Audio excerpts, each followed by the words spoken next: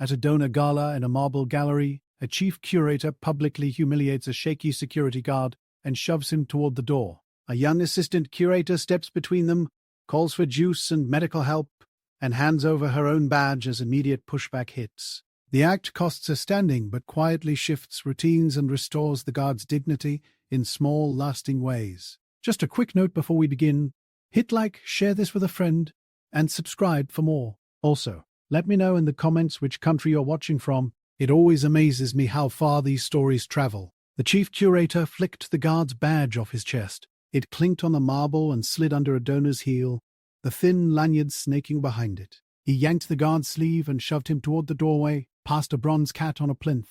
Glasses clinked. A woman in sequins gasped as her red wine kissed the rim. The assistant curator heard the badge skitter under a donor's heel. She turned from the circle of board members and saw the guard sway, eyes unfocused, sweat shining along his hairline. Her mic was hot, her smile fixed.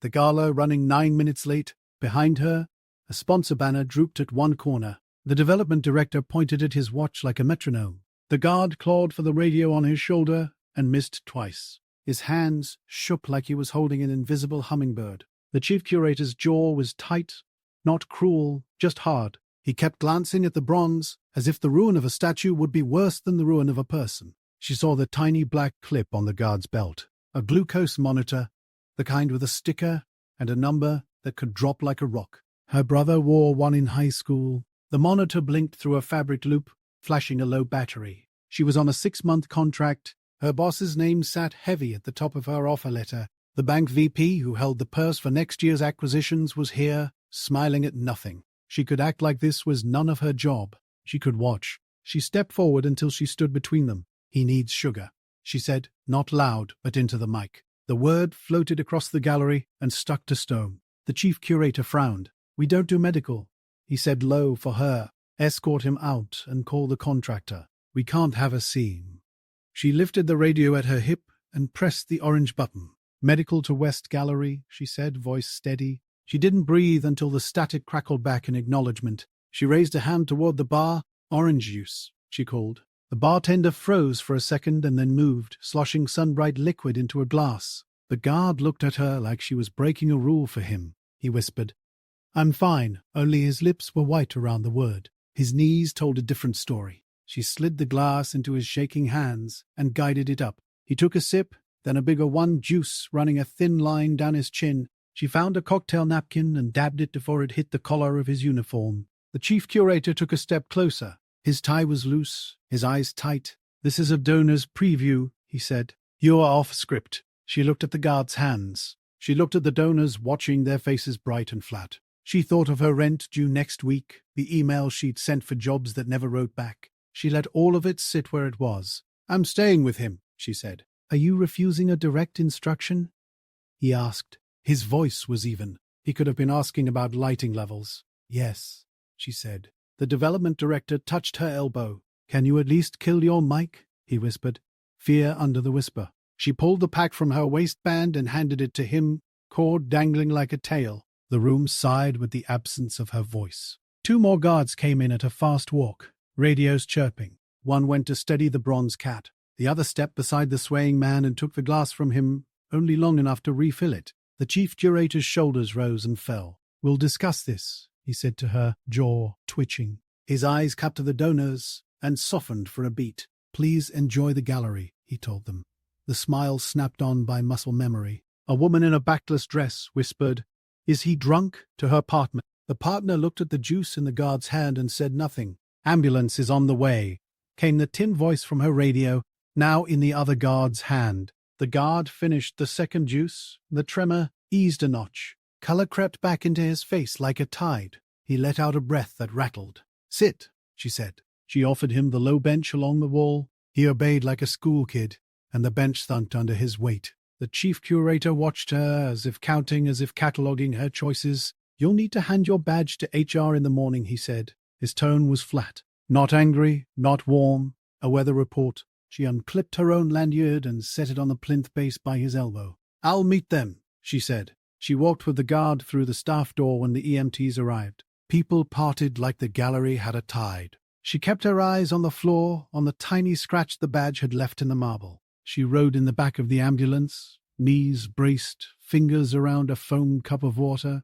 She texted the development director, "I'm with him." The typing dots came and went. No reply. At the ER, the air smelled like bleach and winter. They gave the guard a curtain bay and a wristband. A nurse asked questions in a calm rhythm. Insurance? Medications? Last meal? "I had a granola bar at 10, he said. He looked embarrassed, like saying the wrong answer in class. She went to the vending machines and bought 3 things that had sugar in them and weren't trash. Yogurt, juice, crackers. She put the yogurt on the little tray table like it might help just by being there. At registration, the clerk tapped on a keyboard that had lost half its letters. "Copay tonight is 90, the clerk said. The guard looked at his shoes. She slid her card across. It wasn't a heroic gesture. It stung like a stubbed toe, but the receipt came out and lived in her pocket. The nurse pricked the guard's finger and wrote numbers on a whiteboard. The numbers climbed, not fast, not dramatic, just a small staircase back to okay. He fell asleep for 20 minutes, soft snore. She pulled the curtain half closed and wiped the dried juice from his chin with a warm paper towel. He had a small cut on his elbow from where the curator had yanked him. She covered it with a cartoon bandage because that's what the kit had. When he woke, he blushed at the bandage. "I'm sorry," he said. "The monitor died. I was going to change it after the shift." She found his bag under the chair, a canvas tote with a museum logo worn thin. Inside was a folded flyer for night classes at the community college. GED prep Tuesdays and Thursdays. A yellow pencil with teeth marks sat across the fold. There was also a photo, wallet size, of him and a little girl in front of a painting of a storm. She was missing 2 front teeth and wore a headband with plastic cat ears. On the back, in neat print, "Mia at the museum, first time." He tucked it back before she could say anything. At the bottom of the tote, under a rolled-up T-shirt, lay a paper bill with red letters at the top. "Final notice. Electric. Due date circled twice." He slid the flap over it like covering a sleeping pet. "I didn't want to lose the job," he said. Voice small, not fishing. Just naming the shape of his fear. "I know," she said. They sat for a while, listening to the soft wheeze of the curtain ring on rail each time a nurse passed. The ERTV played a cooking show with the sound off. A child down the hall laughed, high and surprised. Her phone buzzed. "HR, please bring your keys and badge to the office at 9. She typed back, "I already handed my badge to the chief. I'll be there." On Monday, the meeting lasted 8 minutes. The HR manager read from a printout. The words were careful and dull. She left with a written warning instead of a box. Someone had done math in a back room, the spectacle, the donors, the ambulance, the optics. She went back to work and found small changes like coins under couch cushions. A laminated card with emergency steps hung by every radio charger. Juice boxes sat by the staff sink, stacked in a neat pyramid beside the instant coffee. The head of security put up a schedule with actual breaks, rectangles of time like little doors you could open and walk through. At the bar in the courtyard, the bartender had a line of sealed orange juice cartons behind the bitters. He tapped one when she walked past and held his hand up to his heart in a quick salute. The bronze cat got a new strap around its base. The curator stood in front of it. One morning, hands in pockets, eyes softer, as if he had almost believed it could get up and walk away that night. He nodded to her when he caught her watching and then looked back at the cat. A donor stopped by the guard desk and asked a name, not a role. She heard the guard say it. Lewis. Like a gift he was allowed to keep. He wore a new uniform with a crisp collar and a badge that didn't dangle like a dare to gravity. The contractor company started supplying glucose tablets in first aid kits. A note about them hung on the bulletin board in red marker.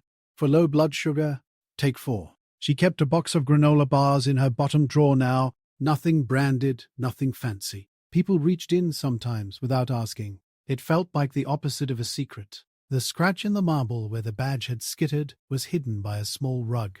Now, the kind that kept heels from slipping. She knew it was still there underneath. She stepped over the rug and felt the give on her soles. One night, as the lights dimmed for closing, she saw the guard setting out the rope stanchions for a new exhibit. He worked with a little more patience than before, precise, measuring the distance with his stride. He noticed her and gave a small nod, a check-in, a thank you without the shape of words. After the last visitor left, she walked to the bench where he had sat that night. The bench was clean, a straight line against the wall. The bronze cat gleamed under a spotlight, its metal eye catching a thin slice of evening. She sat for a minute with her hands under her thighs like when she was a teenager and didn't know what to do with them. She thought of the mic's dead weight when she gave it up, the way her heart had hopped at her ribs like a small animal. There was no neon sign, no parade. The gallery was quiet. In her bag, a juice box thumped against a notebook as she stood. She left it on the bench right at the place where his hand had trembled. The straw folded like a little white flag.